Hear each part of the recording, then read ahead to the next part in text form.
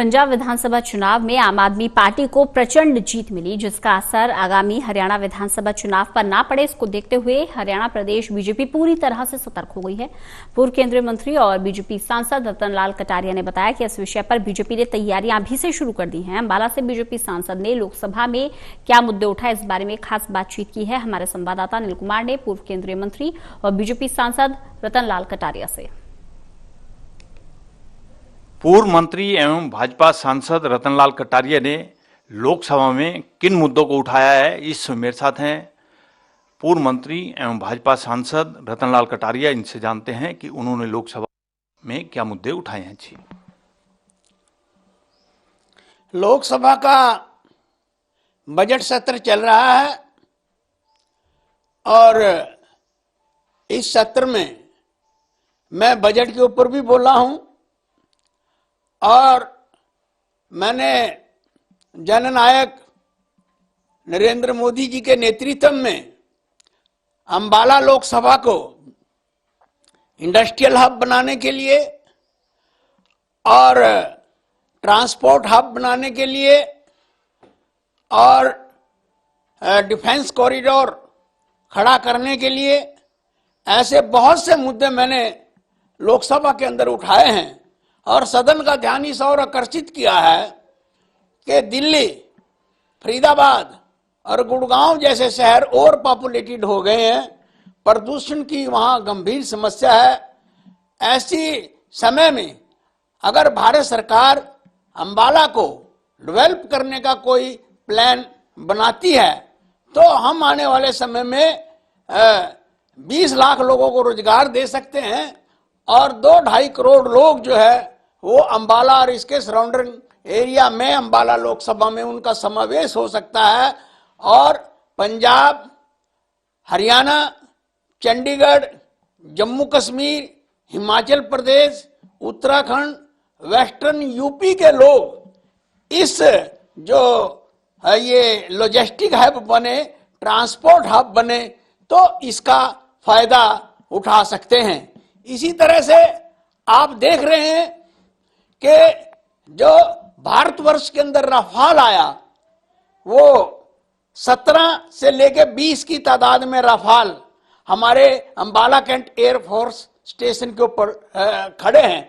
देश की सुरक्षा के लिए अंबाला जो एयरबेस है वो बहुत ही महत्वपूर्ण है। अगर यहाँ पर कोई डिफेंस इक्विपमेंट बनाने की कोई इंडस्ट्री आती है तो उससे इमीडिएट हमारी सेनाओं को जो है मटेरियल सप्लाई करने में मदद होगी। इसी तरह से हमारे लोकप्रिय मुख्यमंत्री आदरणीय मनोहर लाल जी ने पंचकुला जिले को मेट्रोपॉलिटन सिटी जो है वो घोषित किया है और मैंने पार्लियामेंट में कल ये मांग की है कि जो भी फैसिलिटीज एक अर्बन सिटी को मिलनी चाहिए वो सारी की सारी पंचकुला के अंदर खड़ी की जाएं। और इसके साथ साथ जो एक 7 सरोकार हैं जो मेल्स बनी हुई हैं हमारे लोगों के लिए, जैसे स्ट्रे डॉग हैं और स्ट्रे जो दूसरे पशु जो घूमते हैं, शहर का सौंदर्यकरण है, यहाँ की ट्रांसपोर्ट व्यवस्था है, यहाँ का बिजली सिस्टम है, तो ये सारे के सारे वेस्ट मैनेजमेंट का यहाँ का सिस्टम है। तो सातों के ऊपर भी मैंने मांग की है कि हमारे लोकसभा क्षेत्र के अंदर इन सब चीजों का संज्ञान लिया जाए। कटारिया जी, आम आदमी पार्टी का ग्राफ लगातार बढ़ता जा रहा है और जिस तरह पंजाब विधानसभा चुनाव के नतीजे आए हैं और उन नतीजों का क्या हरियाणा और हिमाचल पर भी असर पड़ेगा, क्योंकि हिमाचल में आने वाले समय में चुनाव हैं और उसके बाद हरियाणा में भी 2024 में चुनाव होंगे। देखिए, ये एनालिसिस करने का विषय है।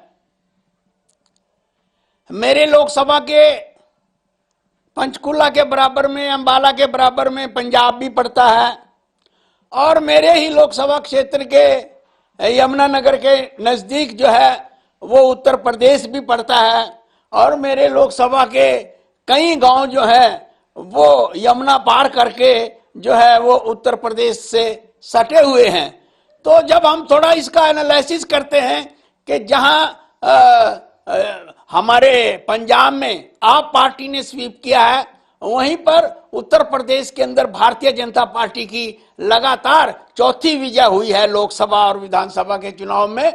और जहां आप पार्टी को प्रत्याशित विजय मिली है, वहीं पर आप पार्टी ने उत्तर प्रदेश के अंदर 377 सीटों पर जो है वो प्रत्याशी खड़े किए थे और 377 के 377 सीटों पर आप पार्टी की जमानत जब्त हुई है। तो हम ये सारा जो घटनाक्रम हुआ है इसको देखकर हम संचेत हैं और हरियाणा भारतीय जनता पार्टी इस विषय के ऊपर सारी चीजों की तैयारियां अभी से हम कर रहे हैं। और अभी आदरणीय ओम प्रकाश धनखड़ जी ने एक बैठक परसों ली थी और उसके अंतर्गत कुछ कार्यक्रम तय किए थे।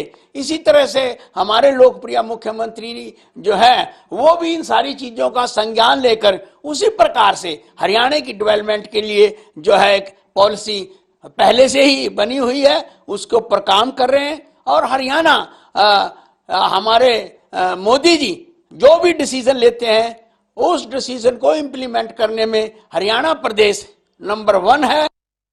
कटारिया जी, जो आपकी प्रधानमंत्री के साथ बैठक हुई है उसमें परिवारवाद का मामला भी उठा है क्या, और प्रधानमंत्री ने क्या निर्देश दिए हैं? प्रधानमंत्री जी का शुरू से ये मत रहा है कि ये जो परिवारवाद पार्टियां हैं ये देश के लोकतंत्र के लिए है खतरा है और ये पीढ़ी दर पीढ़ी पार्टियों के ऊपर कब्जा किए हुए हैं और जब जब इनको सरकार बनाने का मौका मिलता है तो ये प्रदेशों के खजाने के साथ बहुत बड़ा खिलवाड़ करती हैं। और इससे बचने का एक ही उपाय है कि भारतीय जनता पार्टी परिवारवाद की राजनीति से बचे और राष्ट्रवाद की जो है वो नीति के ऊपर भारतीय जनता पार्टी चले।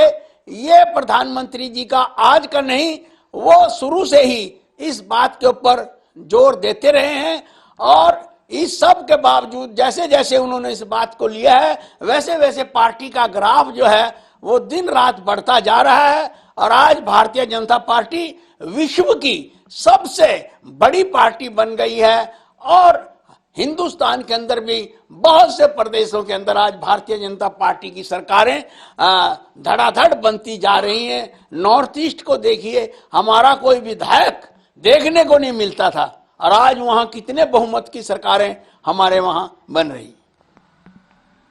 ये थे मेरे साथ पूर्व केंद्रीय मंत्री एवं भाजपा सांसद रतनलाल कटारिया। इन्होंने बताया कि प्रधानमंत्री की उनके साथ बैठक हुई है और बैठक में प्रधानमंत्री ने निर्देश दिए हैं कि परिवारवाद से पार्टी को बचाया जाए। वहीं उन्होंने लोकसभा में भी अपने अंबाला संसदीय क्षेत्र के मुद्दे रखे हैं। Anil Kumar, total news, Chandigarh.